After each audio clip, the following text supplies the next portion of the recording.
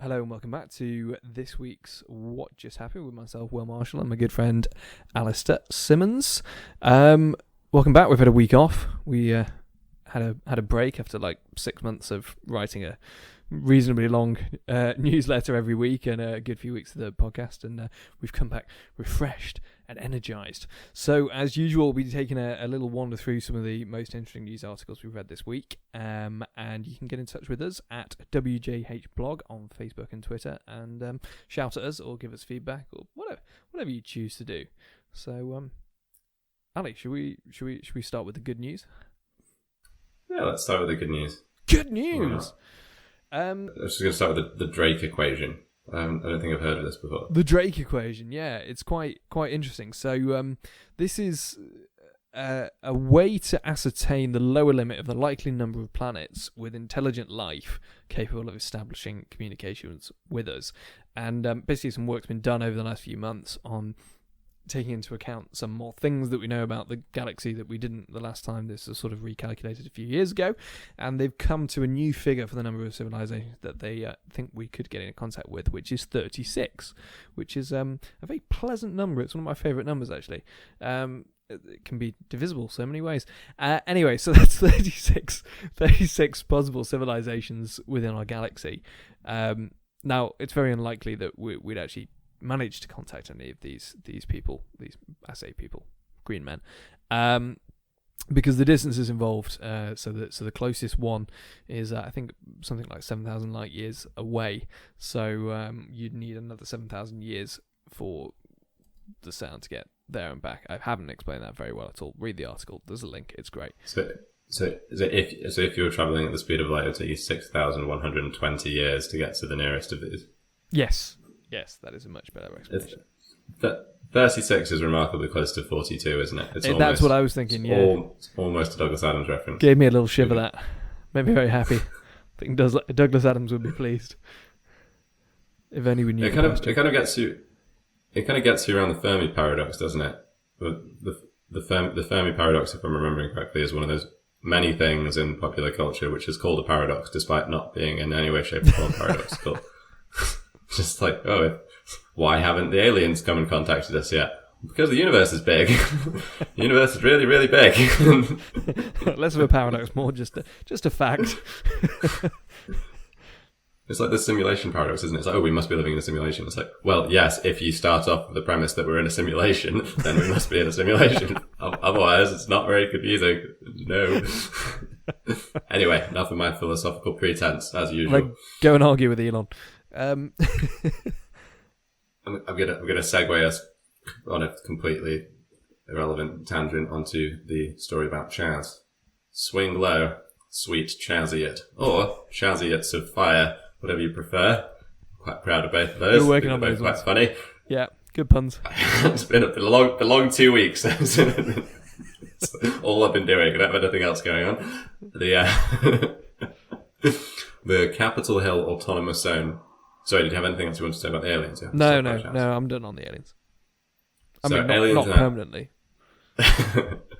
Aliens and Anarchists. That's the new title of the blog. The Capitol Hill Autonomous Zone has reached a slightly inglorious end after a spate of shootings. This is why America can't have nice things. It's why it can't have nice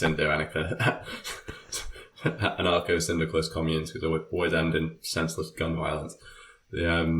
So just for context, this was the area of Seattle which had been occupied by the protesters, wasn't it? Yeah, exactly. And it's in Capitol Hill, which is kind of like Seattle's Shoreditch. It's pretty trendy, up and coming. The big street festival there every summer. A lot of beards, lots of coffee. Exactly.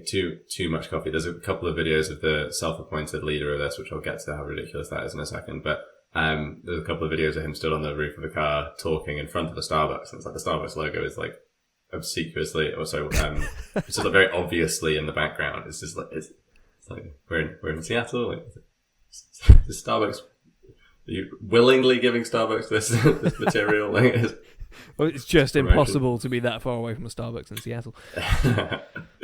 So it's pretty interesting experiment. People are fed up of getting tear gassed by the police. The police have been pretty aggressive, and the protesters effectively took hold of a kind of 4 to 6 block area of this pretty gentrified area of Seattle. And it was the boogeyman for the conservatives. Like, they were just like, Antifa have finally got their first territory, the organization that is. Which, obviously, it's not an organization. And I'm going to go on a side rant here. The coverage of this stuff is so annoying. Like, you'll read in a major news outlet something like, this is, the conservatives are scared that this is Antifa's first territory. Although Antifa is a decentralized organization, a spokesperson representing them. How is it being represented by you've just contradicted yourself in like 2 lines. It's not even readable. It's just nonsense. Anyhow, some chap kind of appointed himself as the leader of this group. Cynically, I think he's just promoting his hip hop label. I have a few friends who ended up, had a reasonable amount of first-hand accounts of what it's like over there, and apparently he's not very popular. He's generally considered a bit of an asshole. And, it's like, what kind of person stands up and says, I'm the leader of this anarchist group? Right? We're all united in our rejection of hierarchy, and I'm the leader. I rejected the most. Yeah, right? It's bullshit. So there's a couple of videos of him on his Twitter, among other things, using a flamethrower in the street to try and burn a green tree. It's quite weird. And he's positioning himself as not to call nonsense or, be unnecessarily critical, but he's kind of positioning himself as an organizer and a political activist. But everything on his Twitter feed before the protest became very popular was just his hip hop career. I didn't see anything about political activism. So, unsurprisingly, he's not super popular. Probably did quite a lot more to damage the movement than he did help it, in a kind of Tim O'Leary type way. And the mayor of Seattle is fed up with the shootings. Also, local businesses are suing the city over the handling of Chaz, which is quite interesting, and maybe a little bit, kind of screwy on many levels, but I think it might suggest that the businesses would have been doing fine otherwise, which is obviously nonsense. Like, remember that pandemic that's still going on? We weren't all distracted for a few weeks. That hasn't gone away. Everyone seems much less cognizant of that now that there are 2 million cases of it in the States rather than like 1,000. It's like, great. I'm getting old, aren't I? Anyway, what's the takeaway from that, Will? Well, I think the takeaway is that anarchists need a leader. They need a strong leader like Raz. That's important.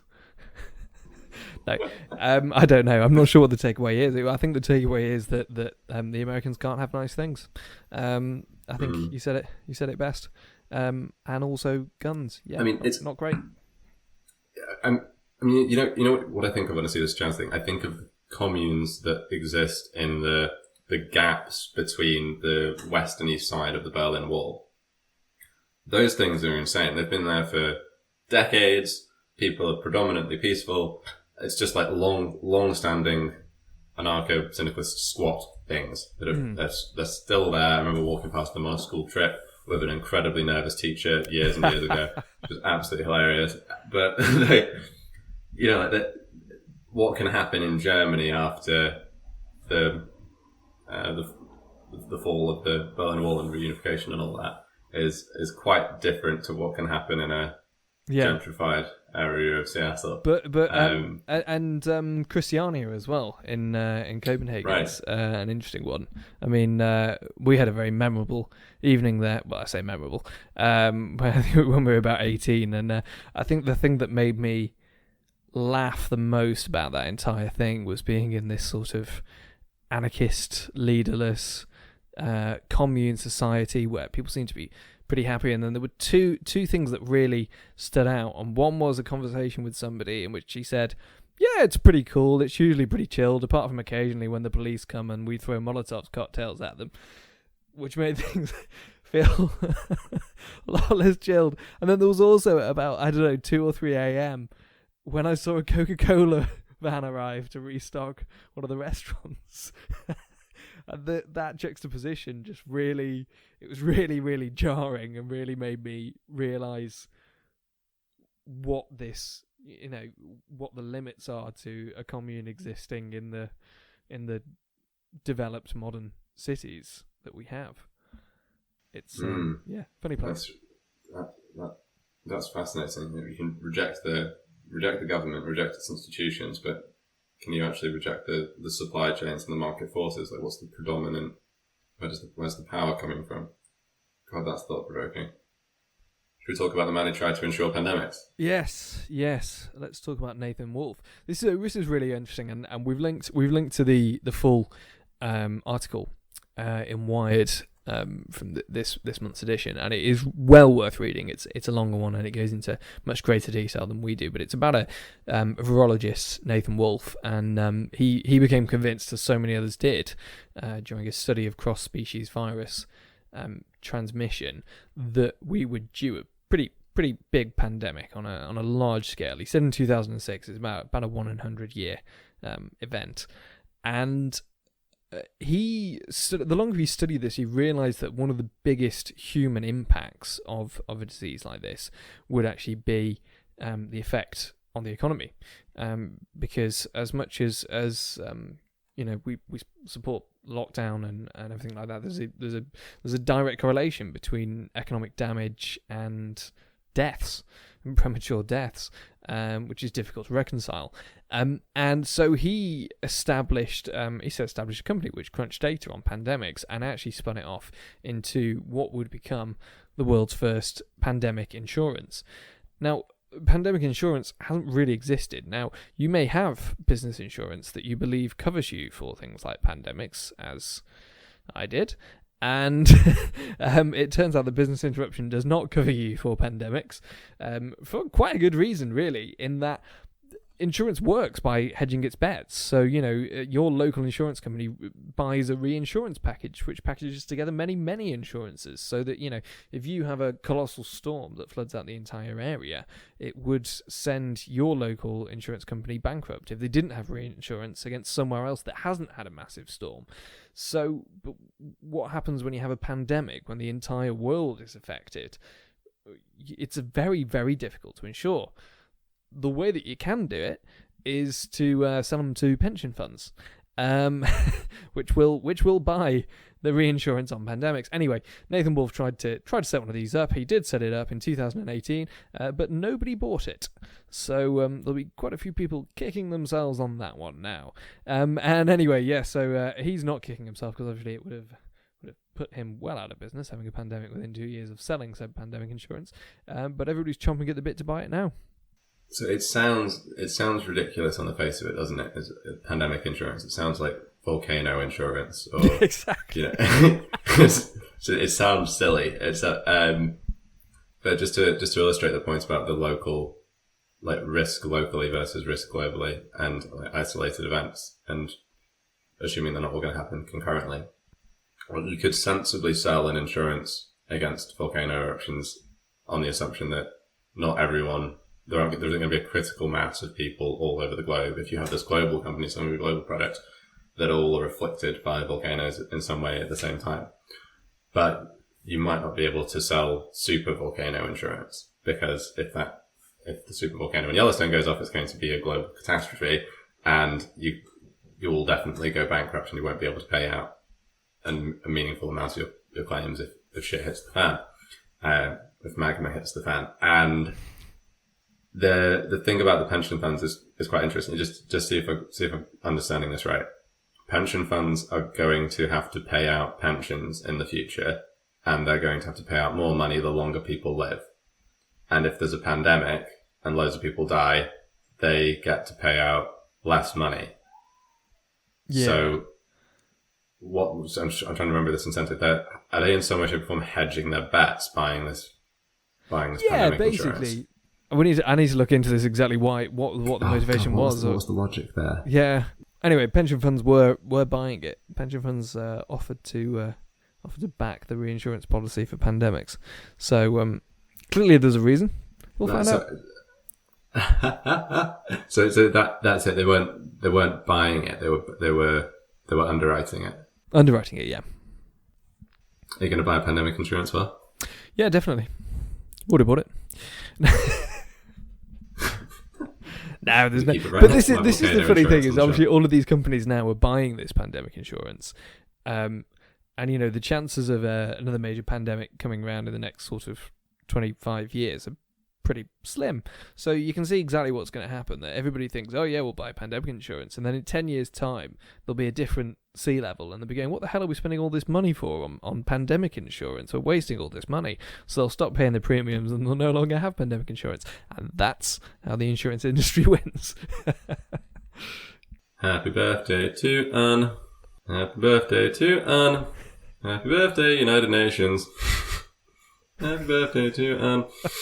That's about the level of enthusiasm that everyone's got for it, isn't it? The United Nations are going to turn 75 soon, and it's I saw a pretty interesting stat recently that apparently a lot of people have more faith in the United Nations than they do in their own governments. Well, I can believe that, certainly in the UK. Yeah, right, bloody hell.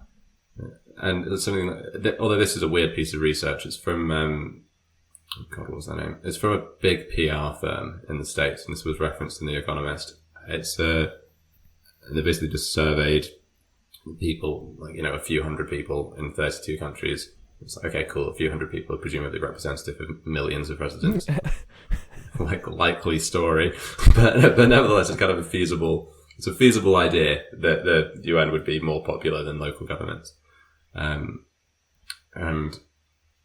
I think a lot of the events of the 21st century, of 2020 so far, like almost going to war with Iran, global pandemic, nuclear non-proliferation is still a thing, climate change is still a thing, tax dodging billionaires is still a thing. These are all things which a global set of institutions would be great at tackling in an ideal world. Yeah, I mean, it was interesting. I read somewhere, I think it was in The Economist this week, that the UN's peacekeeping forces, which protect around, or try to protect around 250 million people around the world, have pretty much the same budget as the New York Police Department. So, as a way to spend cash, that's pretty effective. Wow, that's crazy. Right. I'm trying to remember if we've spoken about Linda Pullman's "We Did Nothing" in this blog in the past 6 months. That's a completely amazing book. It basically drives home the point that the UN isn't really more than its constituent members. And in order to make this point, it takes you on a tour of their greatest disasters in the 90s, really. And, okay, the peacekeeping forces can't intervene if the local authorities aren't basically asking them to, than some other official channel. And it's like this initiation of they can't be the first people to intervene. They have to actually be fired upon if they're going to do anything. So they end up just standing in the sidelines watching genocides happen and all kinds of gnarly shit. I'd always taken this for the past few years a bit more discrediting of the UN as an institution than I think is probably fair, given that I only recently learned that peacekeeping wasn't actually in the initial charter. It wasn't one of the initial hopes of the project. So it's something which which was kind of innovated into later in the project. And I think that gives grounds for cautious optimism about what it might be able to do if it keeps chugging over, moving into the future. And if the UN generally has represented the world a few decades ago, where you've got the kind of powers that be at the end of the Second World War as having permanent seats in the Security Council, what might it look like moving forward? Well, this is the issue, isn't it? It's how the UN actually reforms itself, because the current situation with the permanent Security Council is bizarre, and it's not representative of the world today. Why have the English got a seat on the Security Council, but China don't, Japan don't? It doesn't really make any sense. It doesn't accurately represent the balance of power. Why do we need a permanent Security Council of 7 members anyway? It's these things need to be debated, but by the very way that the Security Council has been formed, it would be very difficult to change it. So I don't know. It's kind of like the EU argument, isn't it? The EU isn't perfect. It's certainly not worth abandoning it, and I think the UN's the same thing. Yeah, absolutely. The 5 permanent members of the Security Council are China, France, Russia, the UK, and the US. I don't know when China joined. And then there's 10 non-permanent members elected on 4 2-year terms by the General Assembly. and a lot of the quality of the discussion and the conversations is kind of driven by the permanent members. Yeah. Which is quite interesting. And then obviously the US and the UK are happy to do stuff like go into illegal wars in the Middle East with complete unequivocal condemnation from the rest of the Security Council. So it's like, okay, cool, what was the point in this again? but it's definitely, at a time when the US is defunding the World Health Organization and you're having G7 international incidents because the members can't actually put out a statement about the US behavior because Pompeo is insisting that they call the coronavirus the Wuhan virus, and the G7 is like, no, we're not doing that, it's ridiculous. So they actually struggle to formally communicate the US's status on something. The need for a common place to have these discussions seems super prevalent. Yeah. It seems really important. I'm going to get a UN t-shirt. What do you mean, Anne? So, wet markets. Have you ever been to a wet market?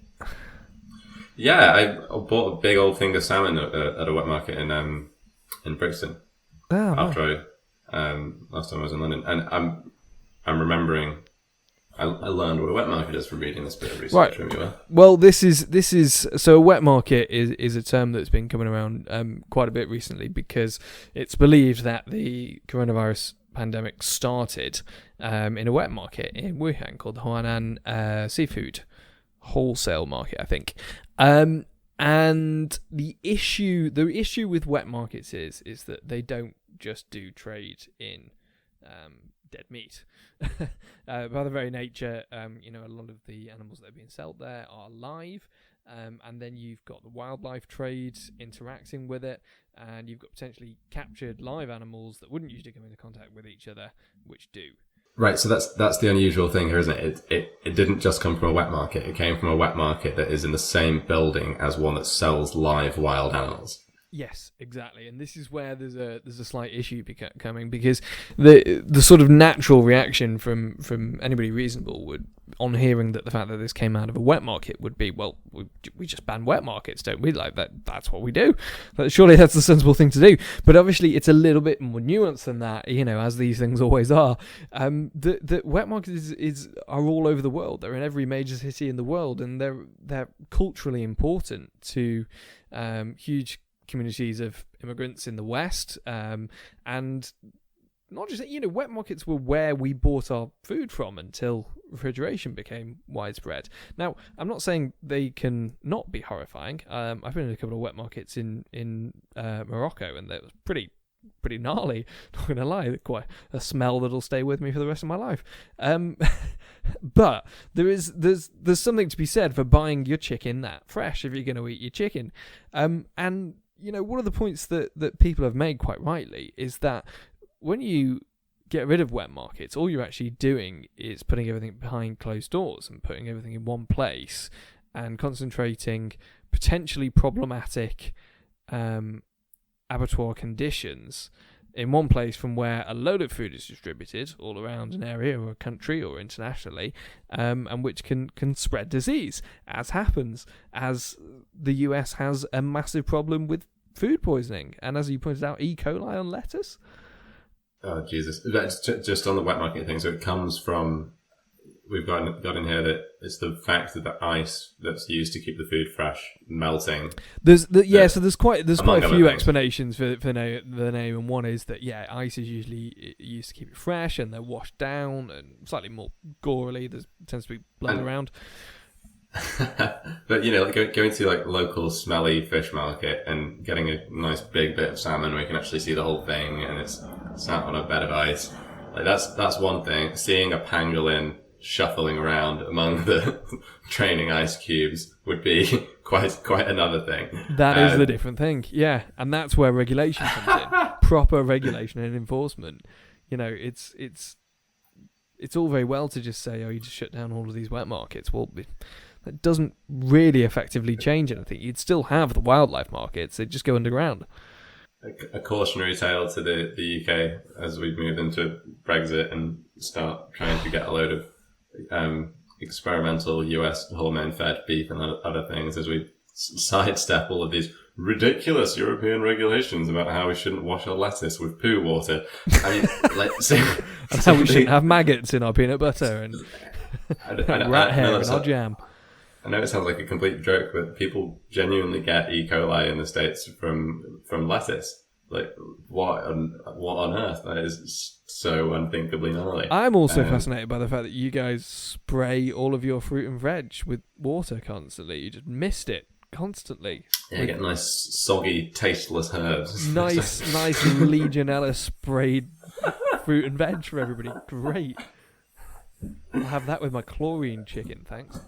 I mean, this is one of the things about lockdown that's been pretty funny in our family household here, that my mother has been spraying absolutely everything that gets delivered with copious amounts of watered down bleach, which I'm pretty sure I've consumed more chlorine washed food than I will do in the next 25 years. And just going to get a slice of sourdough bread and you're like, Mum, the sourdough smells of pools again.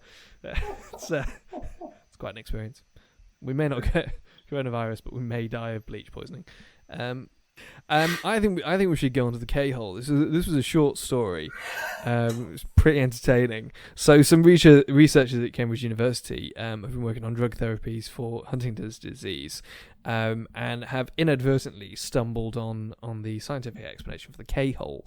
Now, if you're not aware of a Khole is effectively a near brain death experience that recreational users of horse tranquilizer can experience. And basically they've shown that when they give sheeps ketamine at similar levels to humans take recreationally, the sheep's brains switch off for a number of minutes, and when you say switch off, literally they become temporarily brain dead. Yeah, that's what happens. And as you should read the article if you want a little bit more detail on this, but I can say firsthand, having worked as a fire marshal at Leeds Festival in the UK, which is a gnarly experience, that yes, people do become temporarily brain dead when they take enough ketamine, like setting their own tents on fire and then just sitting in them as they burn around them. I like your point in here about if aliens visited the Earth. What's your deal? What are you guys up to? The recreational usage of horse tranquilizers. That's humans. Says a million words, that, doesn't it? But there's an interesting point in Michael Pollan's How to Change Your Mind, where he talks about this emerging science around the default mode network. And it's the portion of your brain which houses the ego. At least that's the theory. It's reasonably new. It's not incredibly well validated, but it sounds like qualitatively kind of a useful idea. So it's stuff like if you're a rock climber or if you do extreme sports and you're doing things which you kind of get into a state of flow in doing, it's quite easy to in those kinds of environments at least. The idea is that your brain is too busy focusing on the other stuff, like the very real and pressing risk of falling to your death, then that it doesn't have the time to invest its energy in the ego and in the stuff in the default mode network. So this idea of like brain activity, and then obviously psychedelics also have lots to do with this. So the idea of brain activity kind of slowing down or otherwise being put into other places means you have less time to be wondering about how you relate to the environment, and you spend more time just being an animal in it. So I think this jives with my understanding of that quite well. It's interesting as well that there's some major new studies taking place for the first time in sort of 30 or 40 years into the use of MDMA in psychological therapy, and obviously there's a lot of stories of how effective this is, but there's not been any quantitative evidence really because of the ban on using them in clinical studies. And there's a new research centre just been set up in, I forget which American university, but it could be really transformative into looking into these sorts of measures. Really interesting stuff. Did you ever read Jurassic Park, Will? I haven't read it, no. Oh, it's such a good book. I must read it. Michael Crichton, you read James Gleick's Chaos, and that was a lot of what informed his thinking about it. The sensitive dependence on initial conditions and how it relates to genetic code. And yeah, I guess all the dinosaurs were, obviously it's fiction, I have to remind myself, but all the dinosaurs were supposed to be one sex, weren't they? So they weren't going to reproduce and go rogue and overtake the island. And people in Florida are trying to do basically following that plot line with mosquitoes. Yeah. Is there some overlap? Well, it's actually a British company that is doing this. Interesting that the British company should choose to do it, not in Britain. But yeah, so they are set to release 750 million genetically modified mosquitoes in Florida, which can probably only improve Florida, let's be honest. But the idea is that the mosquitoes carry a protein that prevent any female offspring from biting. And reduce their chances of survival, and they think that basically this can seriously affect the mosquito population and reduce it. The issue is that there's been very little oversight into how the trial will take place, and literally no assessment whatsoever done on any possible environmental impacts, which could be negative.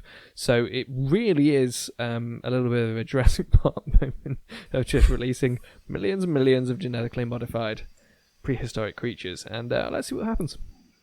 I think I can see more ways of that going wrong than the liquid gas battery idea as the other big science piece from this week. That sounds quite... Yeah, this is fascinating. So liquid gas. So the problem is with renewable energy, basically, that it doesn't always generate energy when you need it, and sometimes it generates energy when you don't need it. And the thing we need to sort out before we can really transform our grids is energy storage. And one of the ways that we've been looking at doing that recently is through compressing air until it's a liquid, storing that up, and then when you need it, you release it, you decompress the air, and turn that back into electric energy. So the biggest one in the world is being built just down the road from me. In fact, a part of it literally went past my house the other day. A colossal tank on about sort of 20 meters high. They had to take all the cables down as it was going. Fascinating to watch. Anyway, so the biggest one in the world's being built, and it's huge. It can power up to 200,000 homes for 5 hours, and it's a really big step in the right direction because it's a hell of a lot cheaper in terms of your capital than building a traditional electric storage battery. And you can build it pretty much everywhere. I mean, everywhere's got air. What can go wrong? Well, and I mean, there's like a finite supply of the materials that go into building these lithium-ion batteries and other things, right? And most of those are hugely environmentally damaging as well in the extraction. Yeah. Often mined by people in pretty gnarly conditions. And I need to stop using that. I need a better adjective.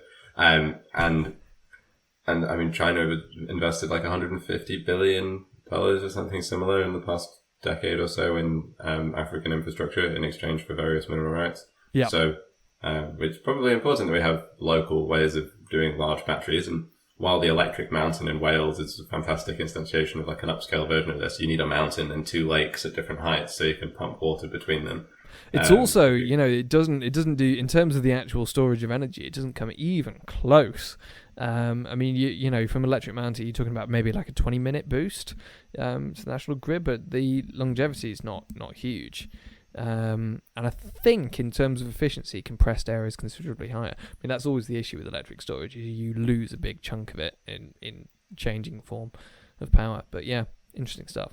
William Barr and his concerted effort to undermine the American rule of law has so the really weird thing about this is after William Barr and the Department of Justice did something which everyone's described as unprecedented, highly unusual, deciding to not pursue a case after the defendant has pleaded guilty multiple times for lying to the FBI, not a small crime. This ended up going to a court of appeal, and the judges on that court of appeal are appointed by political parties for some reason. And it was there were 3 judges on it, 2 of whom were Republicans, and 2 of whom voted to drop the charges against Flynn.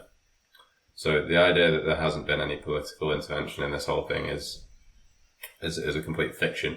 And you've got Barr getting an interview, kind of preempting a bunch of people from the Department of Justice, whistleblowing that there's been interference right from the top. And there's been a series of cases like this as well. Roger Stone, who should have got a much harsher sentence than he ended up with in accordance with federal guidelines and all this other stuff. But yeah, there's this quote from from the NPR coverage of this, Attorney General William Barr said Thursday that he doesn't believe President Trump has overstepped the boundaries between the White House and the Justice Department in a number of big recent cases. Like, if that needs saying, then you're in serious trouble, right? Like, what? It's absolutely absurd that needs saying. So yeah, spooky. Again, unsurprising that people have more faith in the UN. So this is a plain farcical story, but so you may have noticed if you're in the UK, or indeed not in the UK, we're not doing that great at the moment. Between the fact that the health and the economy has been totally ravaged by a pandemic, and we're entirely split as a country over our racist past, and we're about to have a cliff edge Brexit no deal. And we have lost confidence completely in our government, as statistics show. We really don't believe in them anymore. So we've done the only logical thing, which is repaint a plane. So we have an aircraft, an RAF aircraft, which Boris Johnson and senior members of the royal family have access to, and it's quite a sensible idea because we share the aircraft with the RAF, which means when it's not being used by VIPs, then it's used as a multi-role military aircraft. So it can be used to transport troops, it can be used as an air tanker and do air-to-air refueling, or you can stick the VIP seats in and you can fly it to a world summit. Now, the drawback of this is that it is painted in a quite drab RAF grey. Now, Boris doesn't like that. He's been complaining about it for some time, that he doesn't like the colour. So he spent £900,000 on having it painted into the Brexit Plane, which he feels better represents us as a country as we move forward. So it's basically just looks exactly like a British Airways flight now. It's got a giant garish UK flag, Union flag on the tail. It's got a big gold United Kingdom and billboard writing along the side. Real classy stuff. And I'm glad it hasn't ended up as just the big red torpedo type thing that it was looking like, and some mock-ups, just like the Brexit bus, like 500 million a month to the NHS, a week to the NHS, but if it were a plane. One of my favourite things about this entire thing is the argument about the Union flag and whether it's the right way up, because it's painted on the tail, right? Which means now what they've done is quite cleverly, really, is they've painted it so that if you look at it from the right-hand side, with the front of the tail being the flagpole, then the flag's the right way. But that means because they've done a mirror image on the other side, that the flag is then the wrong way when you look from the other side. So it's the one thing that's united us as a nation is arguing over whether the Union Jack is in fact the right way up on our stupid plane. And it's now a considerably more conspicuous colour than the kind of... Well, it's not going to be much use in any sort of a military role, is it? Because it's bright, bloody red, white and blue. Oh yes, don't mind us. We're just here to invade. Those air-to-air refueling things those are quite sci-fi, aren't they? The air tankers. Yeah, it's amazing that a jet can refuel from another jet without landing. It's an incredible piece of engineering, that. It's astonishing, yeah. And the first completely autonomous one has just been tested by Airbus, actually, for the first time. So there's no need for an operator, a boom operator in the tanker plane. The thing can just find its way to the jet that it's refueling. Absolutely amazing. I don't have anything else I want to talk about. I think we should wrap it up there. Right, thanks for your time, Will. That was great fun. As always, if anyone has any thoughts on anything that we've spoken about, if you want to hear more about anything, if you want us to dig a little bit deeper into any of these stories, or start hassling anyone from any of the companies that we've mentioned or any of the initiatives that we've spoken about, always happy to send out a few emails, as ourselves or as other people.